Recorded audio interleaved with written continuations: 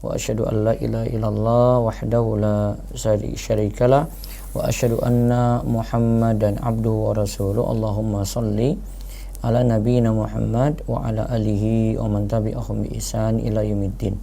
Allahumma inna nas'aluka ilman nafi'a wa rizqan thayyiba wa amalan mutaqabbala. Puji syukur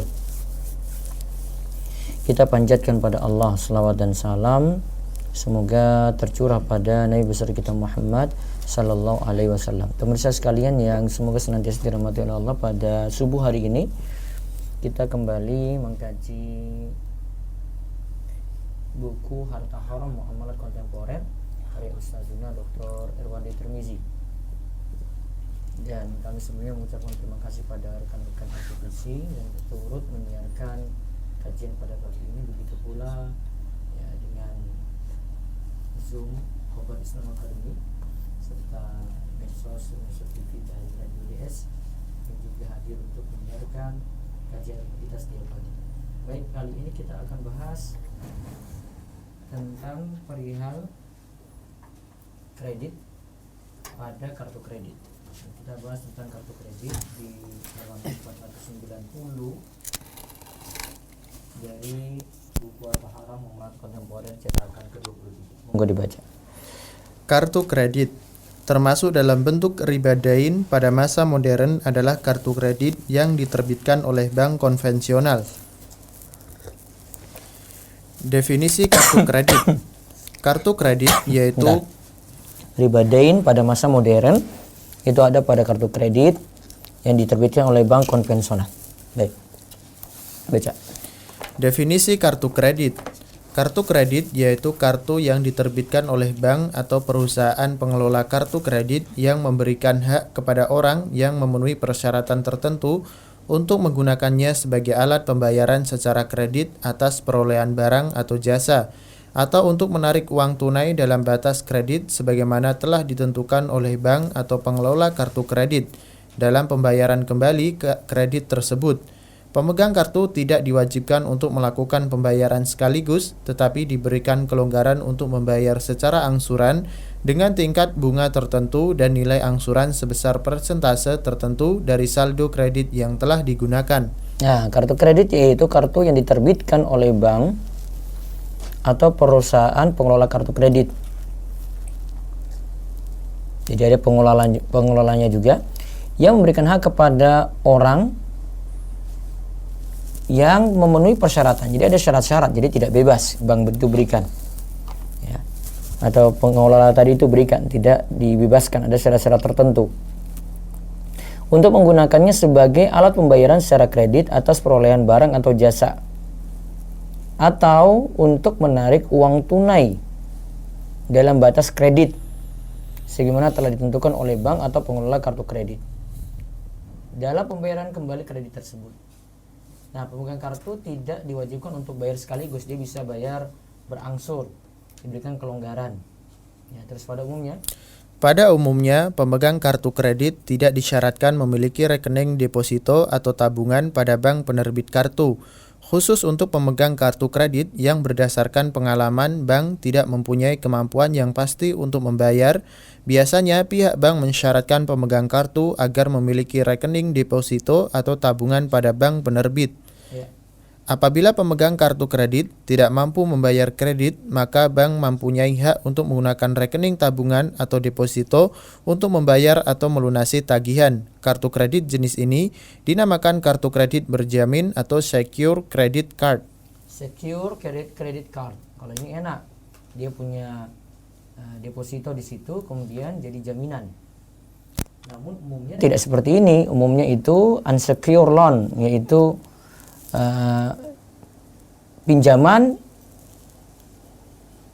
pinjamannya itu, kartu kreditnya itu tidak berjamin.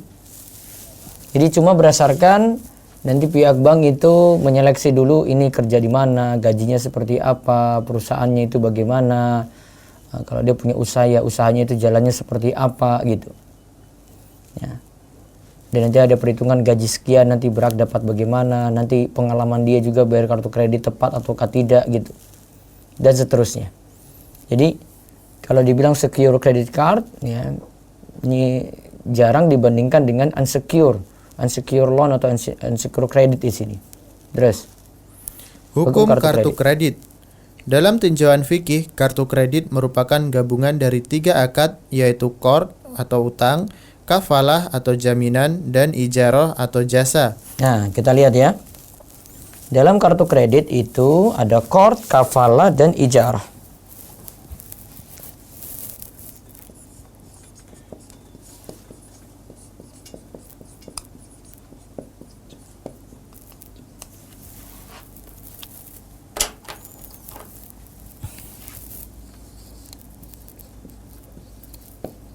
Ada qard,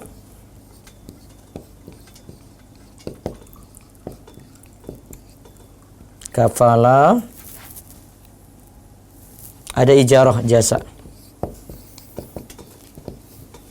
Qard pinjaman,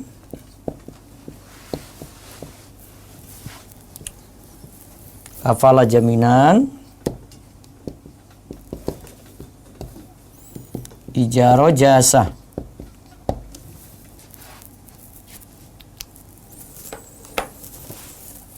Ada seperti itu. Terus untuk menjatuhkan hukum halal dan haram atau haram menggunakan kartu kredit harus dilihat sejauh mana penerapan syarat dan rukun 3 akad tersebut pada kartu kredit. Nah, untuk menerapkan hal haramnya tentu kita harus meninjau 3 hal ini. Ya, kita meninjau 3 hal tadi, yaitu ada qardnya ditinjau, ada riba enggak, jaminannya itu bagaimana, bermasalah ataukah tidak, ijarah atau jasanya seperti apa. Nah, sekarang akad qard pada kartu kredit. Sekarang akad qardnya. Sekali lagi kita rinci ulang ya. Pada kartu kredit itu ada 3 akad. Ada qard, kafalah, dan ijarah. Ya, sekarang kita lihat akad qardnya. Para pakar ekonomi dan keuangan sepakat bahwa kartu kredit merupakan salah satu bentuk pemberian kredit atau utang oleh bank kepada nasabah pemegang kartu untuk membayar pembelian barang atau jasa dari pedagang yang menerima kartu tersebut, atau memberikan pinjaman uang tunai yang ditarik nasabah dari ATM yang menerima kartu. Terus Dalam tinjauan fikih, akad kartu kredit juga merupakan qard atau kredit. Qard dalam terminologi fikih berarti menyerahkan. Qard itu pengertiannya, ulang, menyerahkan. Ya, lanjut. Menyerahkan barang atau uang kepada seseorang untuk digunakannya, kemudian orang tersebut menyerahkan ganti yang sama dengan barang yang telah digunakannya. Menyerahkan barang atau uang kepada seseorang untuk digunakan. Bisa barang atau uang ya. Kemudian orang tersebut menyerahkan ganti. Jadi bukan menyerahkan barang yang tadi. Kalau menyerahkan barang yang tadi berarti nitip. Kalau ini menyerahkan ganti yang sama dengan barang yang telah digunakannya. Dengan barang yang telah digunakannya. Nah, itu qard. Terus aplikasi qard. Aplikasi qard dalam kartu kredit yaitu bank memberikan sejumlah uang kepada nasabah yang nanti akan dibayarnya, atau bank membayarkan terlebih dahulu kewajiban bayar nasabah atas pembelian barang atau jasa, dan kemudian setelah jatuh tempo bank menagih utang tersebut dari nasabah. Nah, aplikasi qard dalam kartu kredit itu bentuknya bank memberikan jumlah uang yang nanti akan dibayarnya. Jadi yang pinjam tadi akan bayar. Atau bank membayarkan barang yang dibeli, nanti juga setelah jatuh tempo nanti dibayarkan. Terus hukum-hukum qard. Hukum-hukum qard pada kartu kredit yaitu iuran keanggotaan atau membership fee. Nah, sekarang ada di sini iuran keanggotaan, membership fee. Ya. Dewan Syariah Nasional menfatwakan boleh pihak bank menarik iuran keanggotaan sebagai imbalan jasa penggunaan fasilitas kartu atau pada saat nasabah melakukan penarikan uang tunai. dengan syarat biaya yang dibebankan oleh bank hanya sebatas biaya administrasi tanpa mengambil laba sedikit pun, taklufah fi'liyah. Ya. Sebelum DSN. Sebelum DSN, Majma' Al-Fiqih Al-Islami, Divisi Fikih Oki pada tahun 1986 dalam muktamar ketiga telah menfatwakan bolehnya mengambil imbalan atau atas jasa fasilitas yang diberikan oleh kreditur dengan syarat hanya sebatas biaya administrasi. Nah, sebatas biaya administrasi saja terus.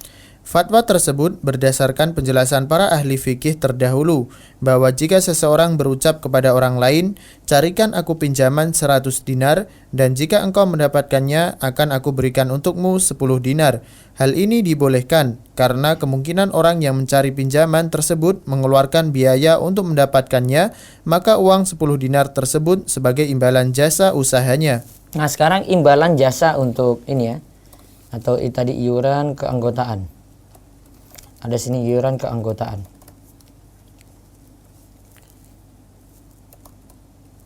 Jadi kan tadi diberi imbalan. Nasabah itu memberi imbalan kepada pihak bank kalau mendapatkan kredit. Ini kalimatnya seperti yang di masa silam itu, carikan aku pinjaman 100 dinar dan jika engkau dapat maka akan aku berikan untukmu 10 dinar.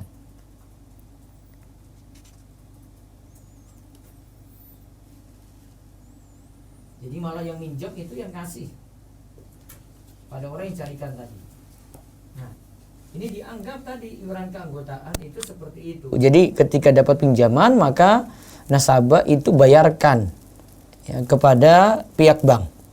Nah, terus aplikasinya dalam kartu kredit bahwa pihak yang memberikan kredit juga mengeluarkan biaya operasional untuk penerbitan dan fasilitas kartu serta membayar iuran ke penyelenggara kartu kredit yaitu Visa atau Mastercard. Ya. Serta membayar iuran ke penyelenggara kartu kredit sehingga memang harus ada iuran keanggotaan di situ. Terus dalam hal ini bank penerbit kartu kredit tidak boleh menarik laba sedikit pun dari biaya administrasi karena laba ini termasuk riba yang diharamkan. Nah, sekarang lihat. Dalam hal ini bank penerbit kartu kredit tidak boleh menarik laba. Menarik laba sedikit pun dari biaya administrasi. Jadi murni biaya administrasi saja. Karena laba di situ termasuk riba yang diharamkan.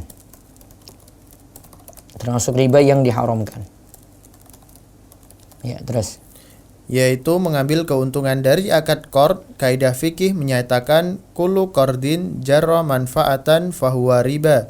Setiap pinjaman yang memberikan keuntungan bagi pemberi pinjaman adalah riba. Kullu qardin jarra manfaatan fahuwa riba. Karena ada laba di situ, berlaku kaidah setiap pinjaman yang memberikan keuntungan bagi pemberi pinjaman adalah riba. Beri keuntungan bagi kreditur adalah riba. Terus laba dari administrasi yang dihukumi riba dapat diketahui dengan cara penerapan persentase dari jumlah uang yang ditarik. Misalnya, Bank A membebani pemegang kartu biaya administrasi penarikan sebanyak Rp20.000 plus 2,5% dari jumlah dana yang ditarik. Ya. Maka 2,5% dari jumlah dana yang ditarik adalah riba. Karena andai biaya itu murni administrasi, tentu tidak dikaitkan dengan jumlah dana yang ditarik, akan tetapi biayanya tetap. Nah, administrasi nggak setiap kali narik 2,5% terus. Kalau ada 2,5% tadi dari dana yang ditarik, maka itu adalah riba. Itu tandanya ya. Tandanya itu ada 2,5% dari jumlah dana yang ditarik. Harusnya kalau administrasi ya cukup bulanan saja, bayar 1 kali gitu. Mau ngambil berapa kali juga ya seperti itu. Nah, di sini sudah 2,5% ini dianggap sebagai laba. Nah, ribanya di sini. Dianggap laba. masuk riba. Oke. Sekarang yang kedua, bunga pembayaran angsuran. Ya, bunga pembayaran angsuran. Ya. Pengembalian kredit dapat dilakukan dengan cara pembayaran tunai dalam masa tangguh. Pada umumnya tidak dikenakan bunga jika pelunasannya tidak melewati masa tangguh. Nah, jika bayarnya itu tepat waktu, tidak ada bunga. Ya, terus. Juga bisa dibayar dengan cara angsuran sebesar persentase tertentu. Biasanya berkisar antara 10 sampai 30% dari saldo kredit yang telah digunakan dengan tingkat bunga tertentu. Biasanya 1,59% atau 1,75% atau 1,95% per bulan dari jumlah kredit. Nah, jadi bisa dibayar dengan, jadi bayarannya itu misalnya tagihannya, taruhlah kita taruh ini yang sudah kelas-kelas atas nih, kartu kredit gold misalnya, ya tagihan 40 juta.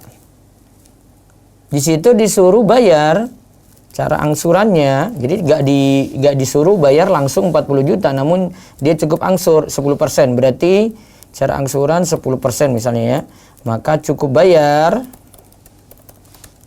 4 juta rupiah.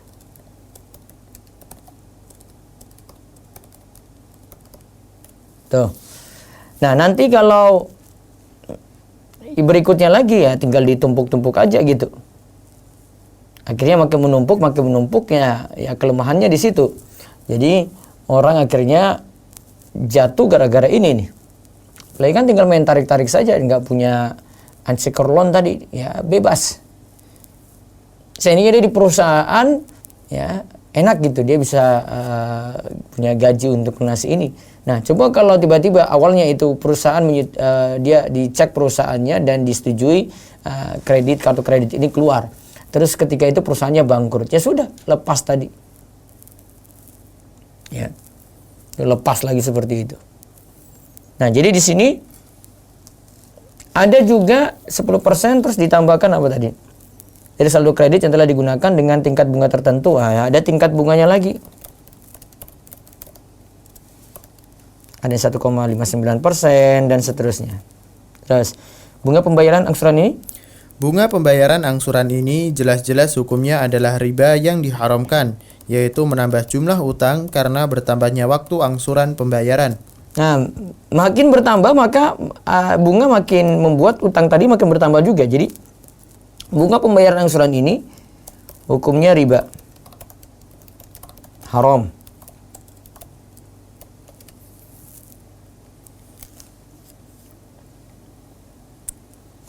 Karena dari bunga ini menambah jumlah utang.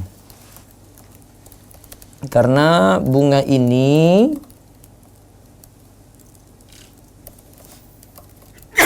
menambah jumlah utang.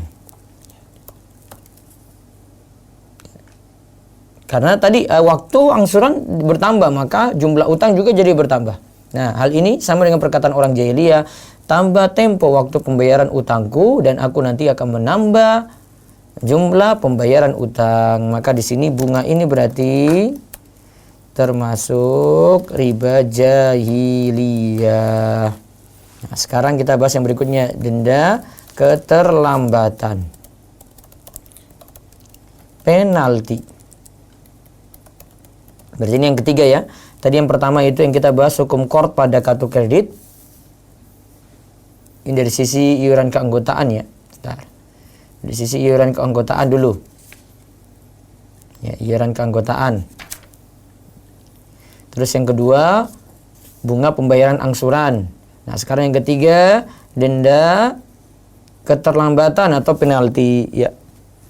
Pemegang kartu yang terlambat melunasi pengembalian kredit dari tempo tenggang waktu yang diberikan bank akan dikenakan denda keterlambatan dalam jumlah tertentu.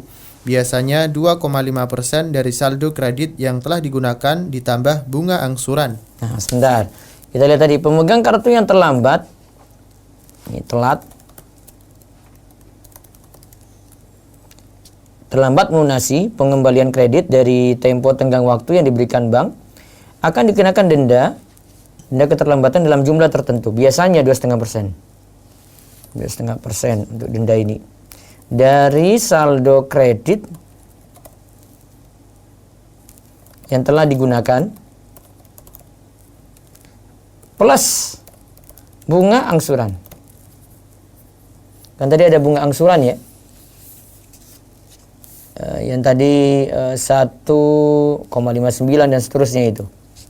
Jadi kalau telat dendanya itu, lihat ini besar juga nih, 2,5% dari saldo kredit yang telah digunakan. Misalnya tadi yang saya sebut 40 juta, 2,5% kali 40 juta, 2,5% seperempat 2,5% ini kayak hitungan zakat aja ini. Ya, 1/40 kali 40 juta berarti 1 juta ya. Plus bunga angsurannya. Ya. 40 juta plus bunga angsurannya. Wow. Terus misalnya. Nah, ini hitungan dari Ustaz Irwandi nih. A. Pemegang kartu kredit Bank B terlambat melunasi kredit yang telah digunakan sebanyak 33 juta rupiah. A harus membayar setiap bulannya 30% dari saldo, sama dengan 30% dari saldo. Nah, dia pakai tinggi nih. Biasanya cuma ditagih 10%.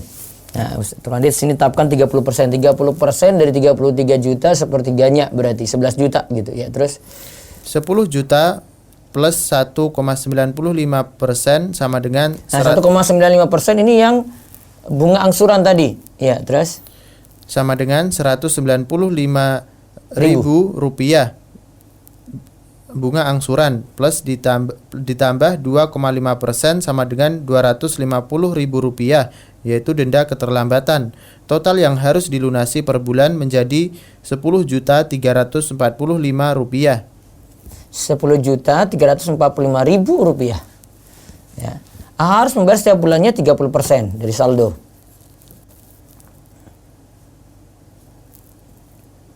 Berarti nanti 10 juta plus 1,95% tadi kan.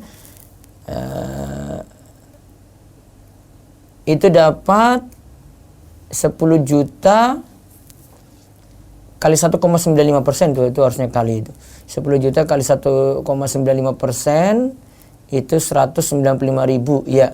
Terus tambah 2,5%-nya lagi itu sama dengan 250.000 ya. Berarti 195 tambah 250 ya, 4 ya 345 ya 345. Nah, jadi totalnya dia harus bayar 10.345.000. Jadi dia tidak bayar lagi 10 juta.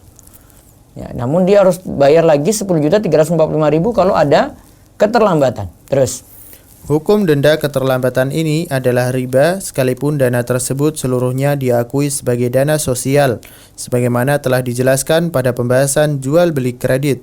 Nah, hukum denda ini riba walaupun ya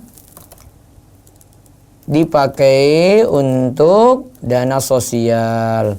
Nah, ini seperti pembahasan Ustaz Irwandi sebelumnya sebelum kartu kredit ini ketika beliau kritisi takwid dan late charge. Di mana takwid itu dikenakan sanksi, late charge itu dikenakan denda keterlambatan, tapi denda keterlambatan ini dipakai untuk kepentingan sosial. Nah, tetap dua-duanya takwid dan late charge ini tidak boleh. Terus akad kafalah pada sekarang kartu akad kredit. kord sudah. Jadi hukum kord pada kartu kredit itu berkenaan dengan iuran keanggotaan. Ya, itu iuran keanggotaan. Kalau ada laba di situ maka riba. Jadi ini dari satu nih sisi ribanya ya. Berarti ada yang kedua lagi bunga pembayaran angsuran. Bunga pembayaran angsuran. Jadi suruh bayar kan cuma 10% misalnya dari total pinjaman yang dia pakai dari kartu kredit tadi. Terus ditambahkan dengan bunganya lagi. Ya. Jadi ada bunga pembayaran angsuran riba. Terus yang ketiga denda keterlambatan. Kalau telat nanti tambah lagi. Ada bunga, ada denda 2,5% dari saldo kredit yang telah digunakan plus bunga angsuran. Ya. Dari sisi tiga ini saja sudah masalah. Ini baru dari akad kord. Belum lagi akad kafalah. Sekarang kita lihat akad kafalah. Dalam kartu kredit terdapat juga akad kafalah. Ya. Dalam kartu kredit terdapat juga akad kafalah. Ya. Kafalah adalah akad penjaminan yang diberikan oleh penanggung atau kafil kepada pihak ketiga untuk memenuhi kewajiban pihak kedua atau yang ditanggung atau makful anhu. Kafalah itu adalah akad penjaminan yang diberikan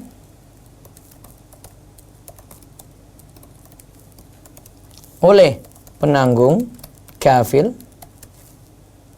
kepada pihak ketiga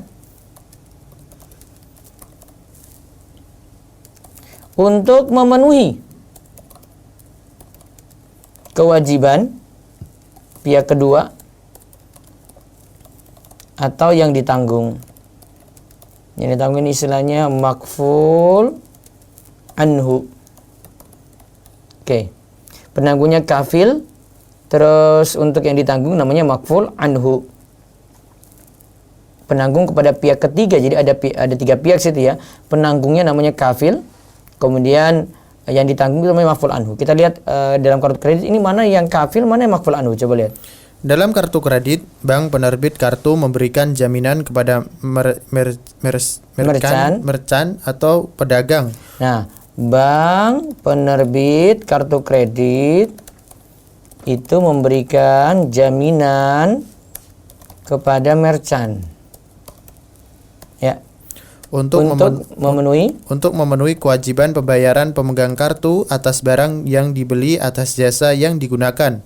Ya, terus bank penerbit kartu menarik imbalan atau fee dari pemegang kartu atas jasa penjaminan yang diberikannya.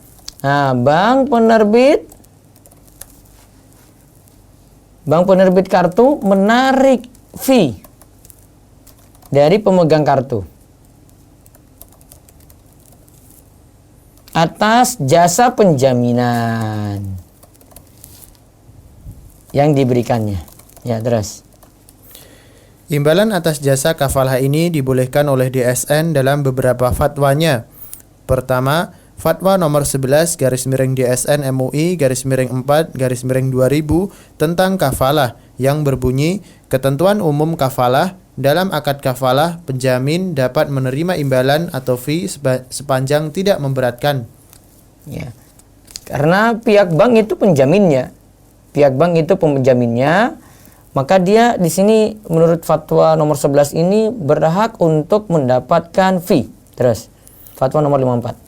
Fatwa nomor 54 /DSN MUI /10 /2006 tentang syariah card yang berbunyi akad yang digunakan dalam syariah card adalah kafalah. Dalam hal ini penerbit kartu adalah penjamin atau kafil bagi pemegang kartu terhadap merchant atas semua kewajiban bayar atau dain yang timbul dari transaksi antara pemegang kartu dengan merchant dan atau penarikan tunai dari selain bank atau ATM bank penerbit kartu. Atas pemberian kafalah, penerbit kartu dapat menerima fee atau ujroh kafalah. Nah, di sini juga dalam fatwa nomor 54 ini penerbit kartu dapat menerima ujroh upah kafalah tadi. Terus fatwa nomor 57 sekarang. Fatwa nomor 57 /DSN MUI /5 /2007 tentang letter of credit dengan akad kafalah bil ujroh yang berbunyi ya, lanjut coba. Yang berbunyi L /C. Nah, itu letter of credit bacanya. Letter of credit akad kafalah. Letter of credit akad kafalah bil ujroh adalah transaksi perdagangan ekspor impor yang menggunakan jasa lembaga keuangan syariah berdasarkan akad kafalah, dan atas jasa tersebut lembaga keuangan syariah memperoleh fee atau ujroh. Nah, sekarang 3 fatwa DSN yang membolehkan memperoleh ujroh atau fee atas jasa kafalah sangat kontroversial. Jadi ingat, sini sangat kontroversial. Artinya Ustaz Irwandi tidak setuju di sini karena tidak seorang pun dari ulama mazhab yang membolehkan perolehan ujroh atas jasa kafalah. Nah, sekarang kita lihat pendapat masing-masing mazhab. Ustaz Irwandi ingin buktikan dengan pendapat mazhab. Ya, dibaca pendapat ulama mazhab Hanafi. Pendapat ulama mazhab Hanafi, Ibnu Nujaim wafat 970 Hijriah berkata, seseorang melakukan akad kafalah terhadap orang lain dan menerima imbalan dari orang yang dijamin. Akad ini memiliki 2 bentuk. Yang pertama, imbalan tidak disebutkan atau disyaratkan dalam akad, maka hukum imbalannya tidak sah namun akadnya tetap sah. Dua, imbalan disebutkan atau disyaratkan dalam akad, maka imbalan dan akad kafalahnya tidak sah. Nah, itu menurut mazhab Hanafi. Terus mazhab Maliki. Para ahli fikih dalam mazhab Maliki menghukumi akad kafalah dengan imbalan tidak sah atau fasid, tanpa membedakan imbalan yang disyaratkan pada saat akad ataupun tidak. Ya, terus. Ad-Dasuki wafat 1230 Hijriah berkata, kafalah yang tidak sah adalah kafalah yang tidak memenuhi syarat, seperti menerima imbalan dari akad kafalah. Ya, terus. Pendapat ulama mazhab Syafi'i. Pendapat para fuqaha dalam mazhab Syafi'i sama dengan pendapat ulama dalam mazhab Hanafi, yaitu bila imbalan disebutkan dalam akad, maka imbalan dan akad kafalah tidak sah. Tapi bila tidak disyaratkan dan diberikan dengan sukarela, maka akad kafalahnya sah, namun imbalannya tidak sah. Istilahnya sini imbalannya tidak sah. Terus Al-Mawardi. Al-Mawardi wafat 450 Hijriah berkata, jika seseorang meminta orang lain untuk menjadi penjaminnya dan dia akan memberikan imbalan kepada penjamin, akad ini tidak dibolehkan dan imbalannya tidak sah, dan akad kafalah yang terdapat persyaratan imbalan tidak sah. Nah, terus pendapat ulama mazhab Hambali. Para ahli fikih dalam mazhab Hambali juga tidak membolehkan menerima imbalan dari akad kafalah secara mutlak, baik disyaratkan ataupun tidak disyaratkan.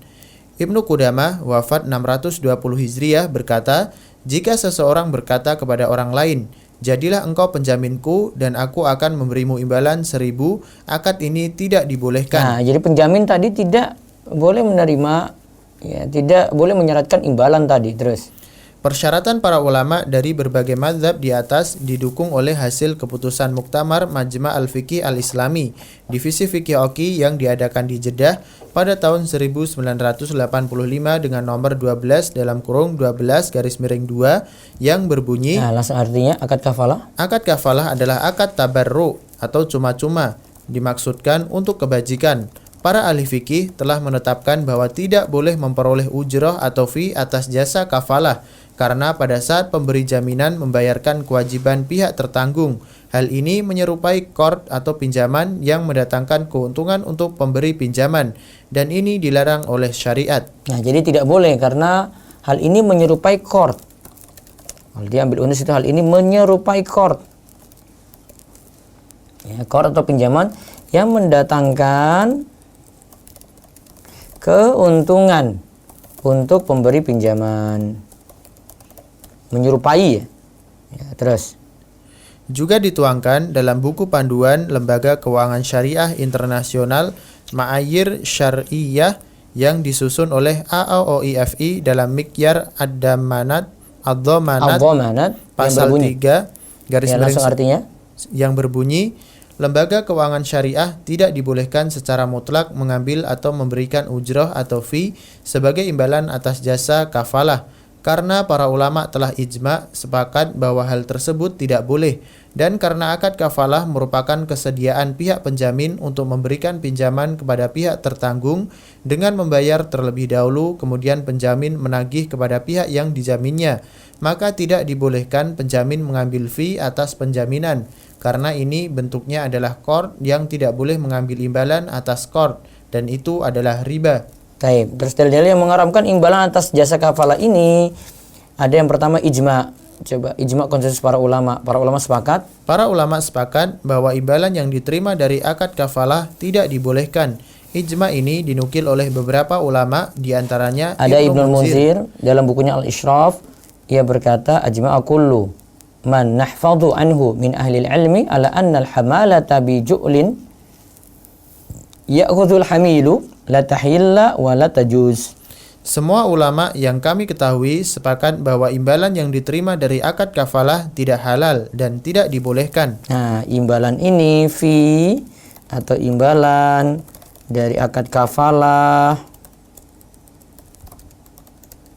Akad kafalah tidak halal dan tidak dibolehkan. Kata Ibnu Munzir tadi ijma. Ya, terus. Al-Hattab, ulama mazhab Maliki, wafat tahun 954 Hijriah berkata, wala khilafa fi man'i dhamanin bi ju'lin. Akad kafalah dengan persyaratan ujrah atau fee disepakati oleh para ulama hukumnya tidak dibolehkan. Terus Ar-Ruhuni, ulama mazhab Maliki, wafat tahun 1230 Hijriah, wa ajma'u ala anna al-hamalata bi ju'lin ya'khudhu al-hamilu la yahilla wa la yajuz. Para ulama sepakat bahwa akad kafalah dengan imbalan yang diterima oleh kafil tidak halal dan tidak boleh.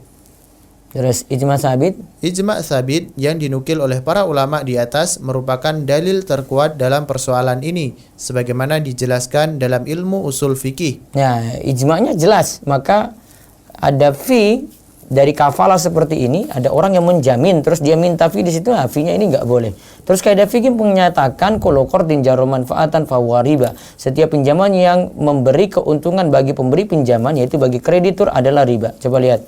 Hakikat akad kafalah adalah pihak penjamin atau kafil bersedia membayar hutang makful anhu, pihak yang dijamin, Ya.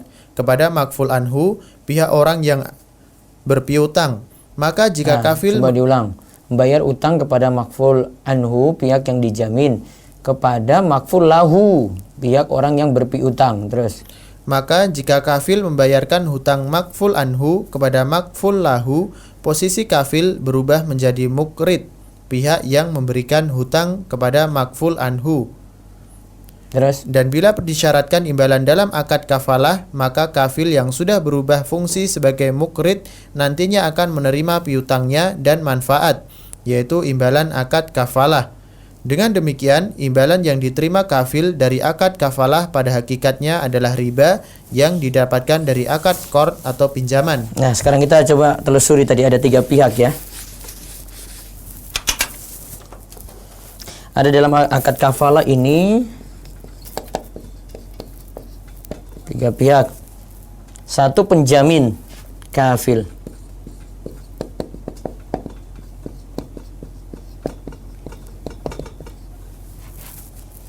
Yang kedua, yang bersedia adalah pihak kafil, bersedia membayar utang dari makful anhu. Yang berutang itu makful anhu.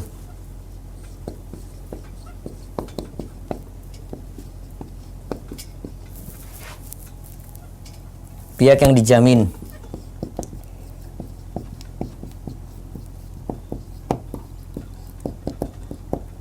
Berarti ini debiturnya, yang pinjem.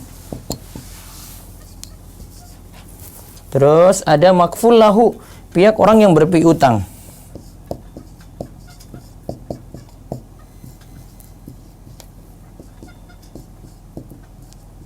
Jadi yang punya uang nih, pihak orang yang berpiutang, dia punya piutang, berarti yang punya uang nih, kreditur.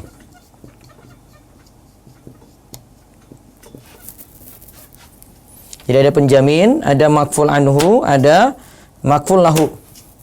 Terus, maka jika kafil membayarkan utang, kafil ini penjamin ini, bayarkan utang makful anhu, membayarkan utang makful anhu, ya dah. Terus kepada makful lahu, bayarnya ke sini kan? Ini misalnya dia bayarkan ke sini nih, utangnya si nomor 2 ini makful anhu, bayar ke makful lahu, posisi kafil berarti jadi mukrid. Kafil bayarkan ke sini berarti jadi orang yang mukrid, pihak yang memberikan utang. Dia berikan utang, nanti posisinya dia berikan utang kepada ini makful anhu, berarti posisinya berubah jadi kafil setelah itu memberikan utang, berarti dia jadi kreditur. Dia jadi kreditur yang memberikan pinjaman. Nah, jika ini yang bayar, kafil yang bayar kepada ini, berarti sekarang kan dia pinjamkan uang ke makful anhu. Dan bila disyaratkan imbalan dalam akad kafalah, maka kafil, nah ini, kalau ada imbalan untuk dia, kafil sudah berubah fungsi menjadi mukrid. Nantinya akan menerima piutangnya dan manfaat. Nah, dia kena, kalau dia posisinya jadi kreditur, dia kena kullu qardin jarra manfaatan fahuwa riba. Setiap utang piutang yang dimanfaatkan kreditur, maka itu adalah riba.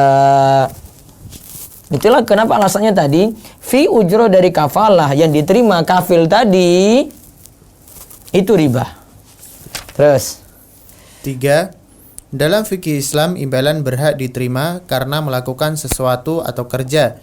Sedangkan akad kafalah hanyalah pernyataan kesediaan kafil untuk menanggung hutang makful anhu. Nah, lihat. Ini kaidahnya bagus nih. Imbalan berhak diterima karena melakukan suatu kerja. Imbalan untuk kafil ini kalau dia lakukan suatu kerja. Sedangkan dia cuma apa? Akad kafalah hanyalah pernyataan kesediaan kafil. Kesediaan kafil. Kalau makful anhu ini nggak lunas-lunas, dia nanti yang bayar ke makful lahu. Gitu. Terus Kalau saja mengambil fee dari pemberian pinjaman tidak dibolehkan dan merupakan riba, terlebih lagi sekedar kesiapan untuk memberikan pinjaman. Dengan demikian, kalau saja mengambil fee dari pemberian pinjaman, fee saya dari sini saya tidak boleh, ya, dan merupakan riba, terlebih lagi sekadar kesiapan untuk memberikan pinjaman. Ini kan kesiapan saja memberikan pinjaman. Nah, itu juga sama. Terus dengan demikian, imbalan yang diterima atas akad kafalah dalam kartu kredit termasuk memakan harta dengan cara yang batil karena ia mendapatkan fee tanpa imbalan apapun jua. ya, Dan imbalan atas akad kafalah termasuk dalam firman Allah, ya ayyuhalladzina amanu la ta'kulu amwalakum bainakum bil batil. hai orang-orang yang beriman, janganlah kamu saling memakan harta sesamamu dengan jalan yang batil. An-Nisa ayat 29. Ya, terus. Dari dalil-dalil dan pernyataan para fuqaha di atas dapat diketahui bahwa pihak penjamin atau kafil tidak dibenarkan menerima imbalan atau fee dari pihak yang dijamin, baik disyaratkan dalam akad maupun tidak, dan imbalan tersebut pada hakikatnya adalah riba. Jadi ada kafil, ada makful anhu. Ini sama dengan yang debitur ya. Terus ada makful lahu. Makful lahu berarti yang punya piutang, berarti kreditur.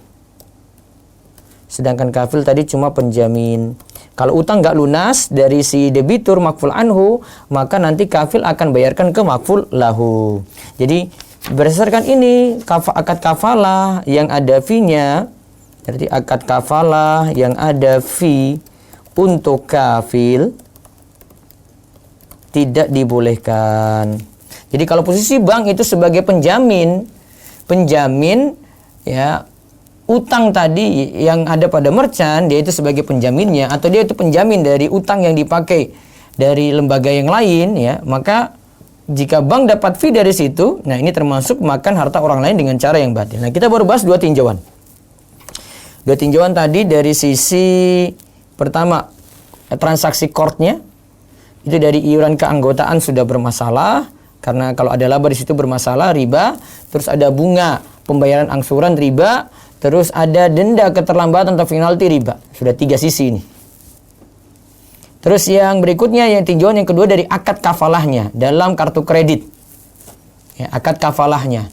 Nah, kalau kafil itu dapat fee, penjamin itu dapat fee, maka itu juga statusnya riba. Nah, ini dari sisi orang yang buat kartu, yang ngadakan kartu kredit tadi. Dari sisi tinjauan ini. Kalau dari sisi yang memakai kartu kredit, ya sudah tahu kayak begini, nanti dia itu kena riba nih. Ribanya itu bertubi-tubi di sini. Macam-macam. Iuran keanggotaan, bunga pembayaran angsuran, ya, terus dari denda keterlambatan kalau telat, ini numpuk lagi bunganya. Belum lagi kita tinjau yang satu lagi, yaitu ijarah atau upah jasa pada kartu kredit. Nah, ini nanti yang kita bahas besok. Ada ijarah atau upah jasa pada kartu kredit sampai pada kartu kredit syariah. Nah, ini ada solusi enggak? Ya, kalau perkenankan tadi misalnya ada syarat-syarat ini terpenuhi, ya taruhlah untuk courtnya terpenuhi, tidak ada riba di situ, terus ada kafalah itu terpenuhi juga tidak ada masalah di situ. Nah, ijarah juga tidak ada masalah. Nah, sekarang solusinya untuk kartu kredit syariah itu seperti apa? Wallahu a'lam bishawab. Itu yang bisa kita bahas untuk kesempatan pagi ini. Besok baru kita lanjutkan lagi. Malam tetap bahasan kita tentang kurban, insyaallah. Baik.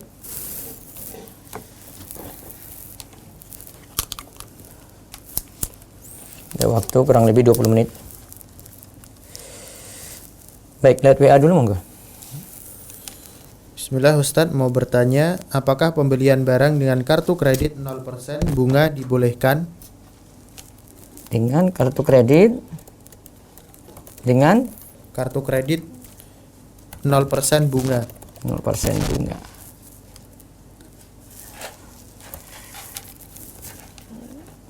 %0 bunga. Tapi kan nanti ada syarat denda juga. Ada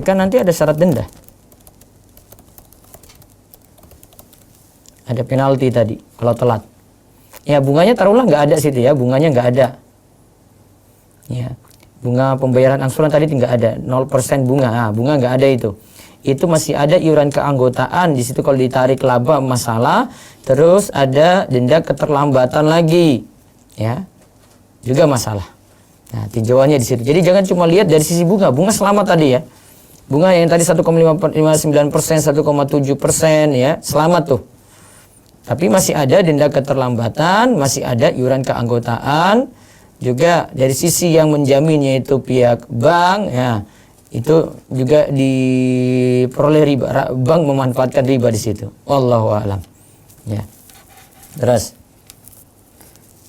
Apa hukum cicilan yang tidak berbunga tapi di markup di awal? Cicilan apa tadi? Cicilan tidak berbunga tapi tidak di berbunga markup di awal. Tapi di markup di awal. Enggak boleh. Ya. Di markup di awal. Karena ini sudah kasih syarat sebenarnya. Di awal itu sudah tambahan, kecuali kalau jual beli barang ya, barang sudah dimiliki, sudah diserah terimakan, dia naikkan, nah itu baru. Kalau misalnya uang 10 juta 10 juta terus nanti kembalikan 12 juta, nanti cicilannya 1 juta 12 kali ya misalnya, 1 juta 12 kali gitu. Nah itu kan sudah di markup di awal, ya, jadi masalah juga gitu. Ya tidak berbunga iya, tapi sudah dinaikkan sama saja. Harus kembalikan sama 10 juta ya kembalikan 10 juta gitu. Terus mau tanya perihal biaya administrasi versus laba, gaji atau professional fee untuk kita sendiri dalam mengupayakan pinjaman untuk pihak tertentu. Apakah dianggap sebagai biaya administrasi yang dibolehkan atau itu adalah laba yang diharamkan? Kalau tadi biaya administrasi setiap kali transaksi tadi itu yang jadi masalah, akhirnya jadi laba. Narik 20.000 kemudian kena fee terus gitu. Kena iuran terus. Narik tadi sekian, ya ada 2,5%-nya dari jumlah dana yang ditarik. Nah, itu kena masalah karena berulang kali. Beda dengan administrasi ya cuma 1 kali saja 1 bulan. Nah, itu administrasinya berapa? Sudah itu saya dibayar sekali, bukan setiap kali transaksi gitu. Terus izin bertanya, saya bekerja di BUMN, di mana mendapatkan fasilitas kartu kredit yang digunakan untuk keperluan biaya akomodasi, transportasi, dan lain-lain saat dinas keluar kota. Untuk pembayaran tagihan kartu kredit, saya bayar setiap deklarasi uang dinas sudah dikeluar atau sebelum jatuh tempo. Apakah diperbolehkan, Ustadz? bayar kartu kredit tapi yang bayar pribadi, dikeluarkan oleh BUMN, dibayar tadi apa? Pak sebelum jatuh tempo. Ya mungkin dari sisi ini dia selamat, tapi dari sisi transaksi yang dia ikuti di situ ada ya taruh ada nggak kena denda. Terus bunga juga kalau bayar tepat waktu tidak kena. Ada iuran keanggotaan, terus ya kalau seandainya dia telat ketika bayar ya juga tetap kena gitu. Ya kalau keadaan darurat saat ini nanti ada solusi banyak ya. Insya Allah besok saya akan singgung beberapa solusinya dari kartu kredit ini. Bismillah. Baik, lanjut lagi. Bagaimana jika kartu kredit tersebut merupakan fasilitas dari perusahaan untuk kebutuhan pekerjaan? Kartu kredit tersebut angsurannya 0%, tetapi perusahaan yang menanggung semuanya. Apakah bermasalah kerja di sana, Ustadz? Nah, itu masalah perusahaannya ya. Perusahaan yang nanggung risiko dalam hal ini. Pegawai cuma pakai saja gitu. Karena mungkin ada beberapa transaksi harus lewat cara seperti itu. Ya, kalau perusahaannya sudah ngerti agama ya mudah-mudahan bisa meninjau ulang untuk pemakaian seperti itu. Wallahu a'lam. Satu lagi sebelum saya ke Zoom. Afwan Ustadz, saya mau bertanya, saya punya penyedia barang. Kemudian saya mendapat tender untuk mengisi barang di suatu institusi. Ya. Nah, bagaimana kira-kira Ustadz kalau semisal kas saya itu meminta bagian sekian persen dari tender tersebut karena mereka yang member tender ke saya, kira-kira itu dibolehkan atau tidak, mereka Ustadz? dapat sogok dalam hal itu, dapat dia yang tidak boleh, pemberian yang tidak boleh mereka terima. Karena itu kaidahnya, jika seseorang sudah digaji dan itu pekerjaannya, dia dapat lagi karena pekerjaan tersebut yang itu sebenarnya pekerjaan dia gitu, maka itu jadi hadiah ummal gululun. Kata Nabi SAW, hadiah untuk pegawai negara itu adalah gulul, khianat. Terus satu lagi, Mohon nasihat Ustadz, contoh investasi yang sesuai syar'i dan lembaganya apa ya Ustadz?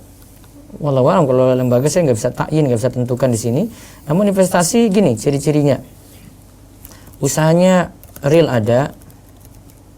Yang kedua, ya tentu untuk usaha yang halal.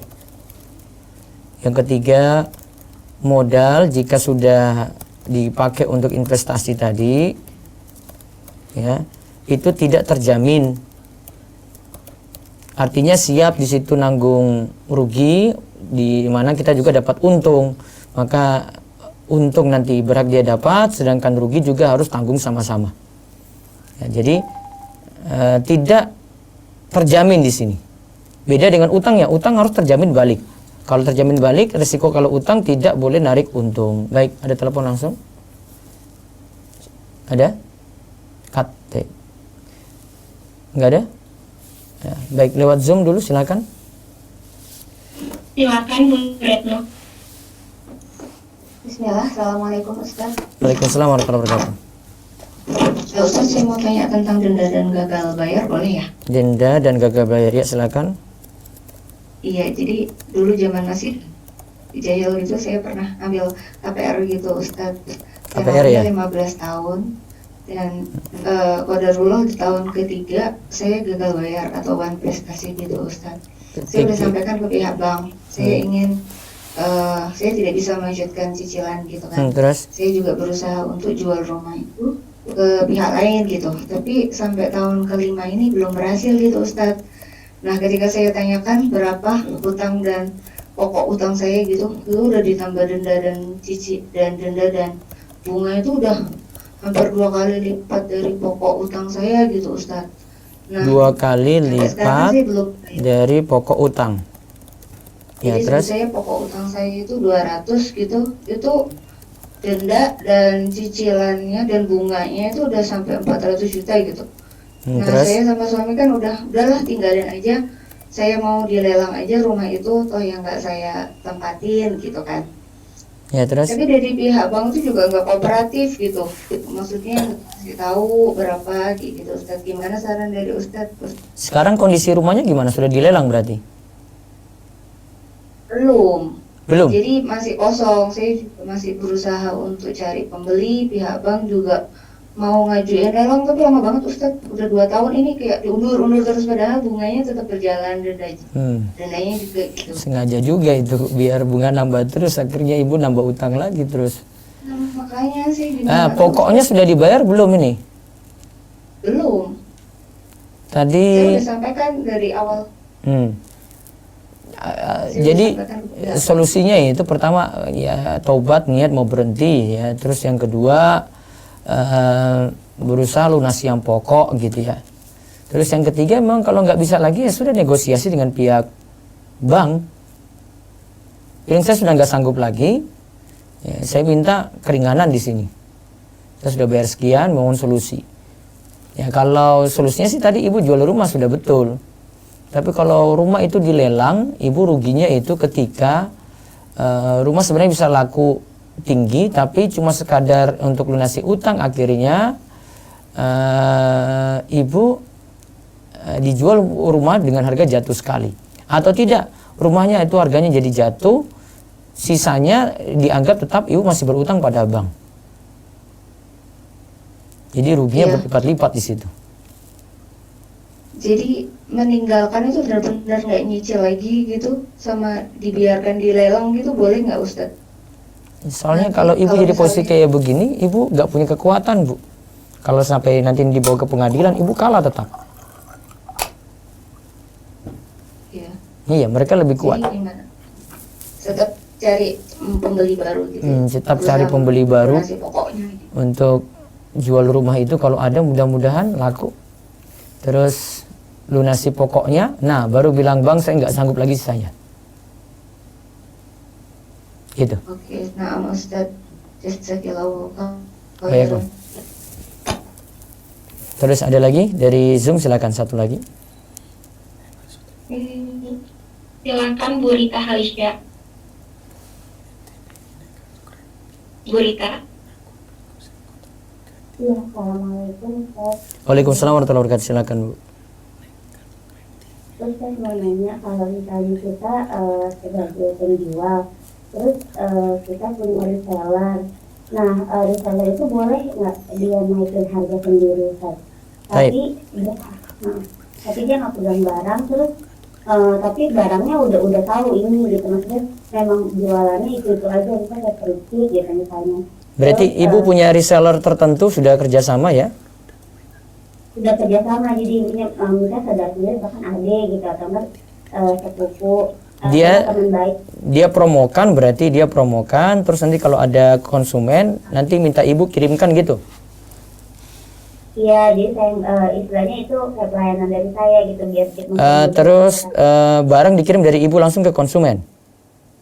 Iya, Dia yang reseller ini nggak punya stok barang. nggak punya stok barang. Nah, berarti dropshipper Bu. Iya, jadi Dia ya jadikan dia marketer aja. Jadikan dia marketer, nanti ibu bisa dua pilihan. Marketer bisa digaji tetap atau dari hasil penjualan ibu gaji. Tapi kalau misalnya kayak komisinya itu dia langsung ambil, itu boleh? Nggak masalah. Misalnya ibu tetapkan harga gini. Ini barang ini 100 ya. Kamu jual terserah. Boleh. Pernah kita bahas di dalam buku ini juga ada riwayat dari Ibnu Abbas. Kalau ada yang jual, kemudian lebihnya silakan ambil. Pokoknya saya mau sekian, nanti jual. Monggo silakan. Boleh. Sudah Bu? Jadi posisikan dia sebagai marketer saja. Dia tidak boleh ngaku punya barang karena dia nggak punya barang, yang punya barang ibu. Oh iya, posisinya dia memang bilang saya jualin. Iya, nggak masalah. Ya jual punya kakak saya, punya keluarga saya promokan saja. Ibu memang kalau bolehkan dia naikin harga, ya silakan. Bisa jadi ibu batasin harganya. Ini jual nggak boleh lebih dari 200 ya. Nanti fee-nya saya kasih. Kalau enggak, pilihan yang kedua, ibu tetapkan harga misalnya ini 150, kamu jual terserah berapa. Boleh dua-duanya. Ada maksimal. Terus Ustaz mau tanya lagi, kalau untuk beli emas, tapi kita nitip, itu boleh nggak Ustaz? Misalnya saya nitip teman atau nitip saudara, atau beliin emas, dia transaksinya tunai, tapi dia nggak ambil untung, maksudnya dari situ hanya nitip aja, terus nanti barangnya dikirim ke saya, itu boleh nggak Ustaz? Nggak masalah, yang penting dia transaksi yadan biadin dengan yang punya emas langsung, tidak boleh tertunda. Yang penting di transaksinya, tapi kalau titipannya nggak masalah. Terus dikirimnya via kurir juga nggak masalah, via pos. Dikirim via kurir. Ya nggak masalah, yang penting ketika transaksi awal dia dengan penjual emas. Iya, dia dengan penjual emas transaksi tunai di majelis akad. Baik. Ya. Baik, satu lagi dari Zoom. Ada titipan pertanyaan Ustaz. Bentar, baik.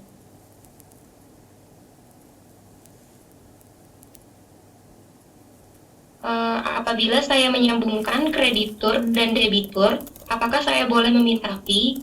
Jadi misalnya saya punya aplikasi yang bisa menemukan kreditur dan debitur, maka aplikasi itu boleh mendapatkan fee, seperti peer-to-peer lending. Ini pinjol berarti. Ya. Jadi dia menyambungkan antara kreditur dan debitur. Kalau selama yang dua ini transaksi tidak masalah, dia dapat fee dari situ. Misalnya